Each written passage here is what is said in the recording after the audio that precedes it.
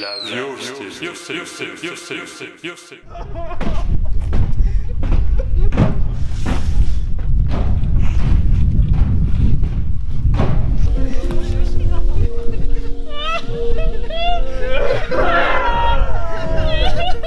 Merci à toutes et à tous d'être venus pour passer avec nous ces moments difficiles.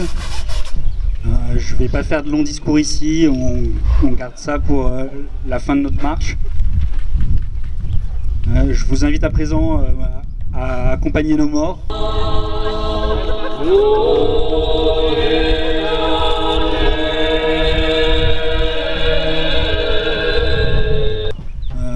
La biodiversité, la conscience écologique des élus, le tourisme 4 saisons. Du coup, à les accompagner jusqu'à leur dernière demeure, à savoir le lieu de la future retenue collinaire. Viviane Grabert, bonjour. Bonjour. Eh bien, je suis conseillère régionale et on s'est battu à la région contre les dizaines de millions d'euros dédiés aux canots à neige parce qu'on estime qu'il est temps de passer de faire de la transition dans un tourisme 4 saisons et qu'endetter les collectivités territoriales avec des canots à neige dont on sait qu'ils ne marcheront pas dans les années qui viennent à cause du réchauffement climatique, c'est faire une politique de l'autruche et c'est une politique du déni du changement climatique. Et nous devons soutenir des projets qui permettent aux collectivités de changer de modèle touristique et surtout d'éviter la destruction des écosystèmes, la destruction des réserves en eau et de la biodiversité. Parce que pour vous, au niveau biodiversité, ce projet est risqué? Bien évidemment, on est dans des zones très fragiles et on doit effectivement tout faire aujourd'hui pour préserver ces zones de montagne. On est dans une zone d'un parc naturel régional et on doit absolument prendre en compte ces sujets-là. Et on a des doutes quand même sur la façon dont ont été conduites les enquêtes et les études environnementales. Et on se doit aujourd'hui absolument de préserver ce patrimoine naturel. Votre président Laurent Wauquiez met 2 millions d'euros sur ce projet d'un coût de 3,8 millions. Eh bien, nous ne sommes contre. Nous l'avons répété à 1000 reprises au sein des assemblées régionales et dans les commissions. Et nous soutenons toutes les collectivités, les parcs naturels régionaux qui sont prêts à travailler avec les populations, avec les habitants, avec les acteurs touristiques de proximité pour faire évoluer les pratiques touristiques et permettre des micro-expériences. On est dans un environnement magnifique, en pleine nature. Les gens ont retrouvé aussi ce goût et cette proximité avec la nature. C'est le moment de sacraliser ces rapports avec le milieu naturel et de le préserver, quoi qu'il nous en coûte aujourd'hui. Merci. Je vous en prie.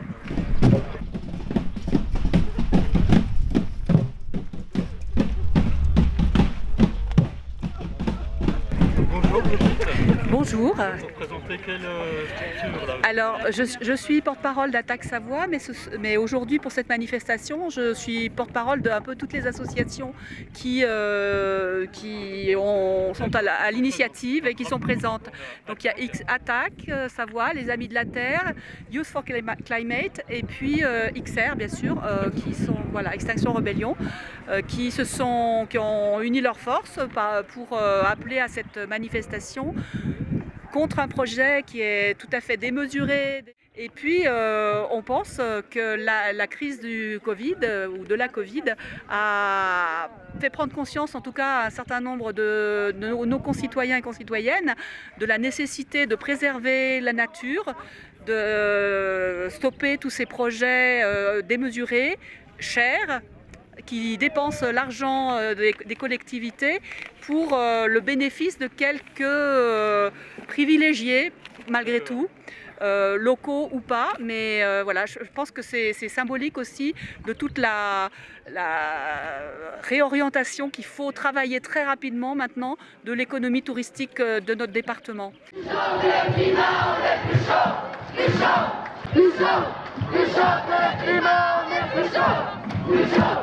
Plus chaud que le climat, on est plus chaud, plus chaud, plus chaud. Vous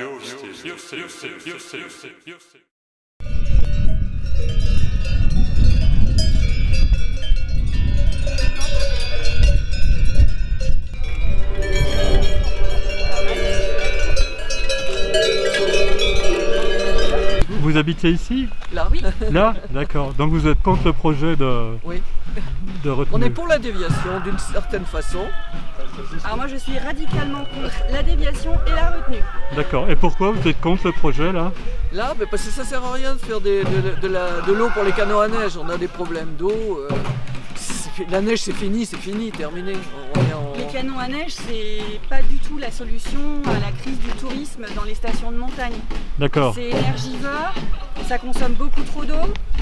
Et dire qu'on veut faire un tourisme des 4 saisons en installant encore plus de canons à neige, c'est de l'hypocrisie totale. Franck Perrin, vous êtes le responsable d'exploitation de Savoie-Grand-Revard, côté ski de fond. Qu'est-ce que vous pensez de cette manifestation? Moi je trouve que c'est plutôt positif, chacun peut s'exprimer, ça prouve qu'il y a une démocratie qui fonctionne quand même en France et que les opposants au projet puissent venir librement s'opposer à ce projet, ça me semble plutôt sain. Le projet il est là pour accompagner la mutation de nos activités. On est sur le premier site nordique de France en termes d'affluence qui a un réel impact économique et qui génère quand même de l'activité. Et derrière on a beaucoup de monde qui pratique mais qui vivent aussi de cette activité.